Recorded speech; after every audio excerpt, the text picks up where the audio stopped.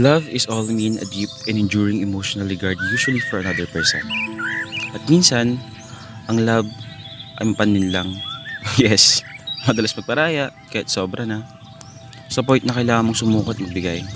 Ika nga, every person falls in love with someone so deeply. While it's some part of their lives that can live the rest of their life meaningfully with that person. Madalas kong tanong sa sarili ko, may magmamahal kaya sa akin ng totoo? Big question. Sa katulad kong may tinatagong kulay na punong-puno ng panghusga at panlalait ng ibang tao. Ngunit ganun pa man, tuloy lang. Tuloy lang ang buhay hanggat nandiyan ang pamilya mong sumusuporta at nagtitiwala sa kakayanan mo. By the way, this story is all about the same-sex marriage na pilit pinaglalayo ng tadhana at pagkakataon.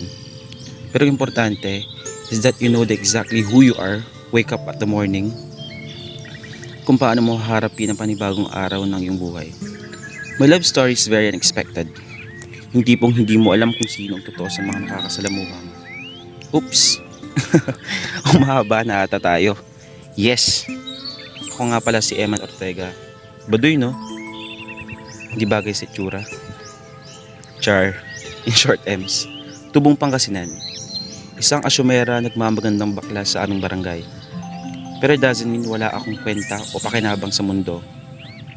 This time, I wanna share my love story sa aking buhay teenager na masasabi kong unexpected secret love story dahil sa itsura ko na hindi ko maintindihan kung kikiligin o kabibisitan nyo.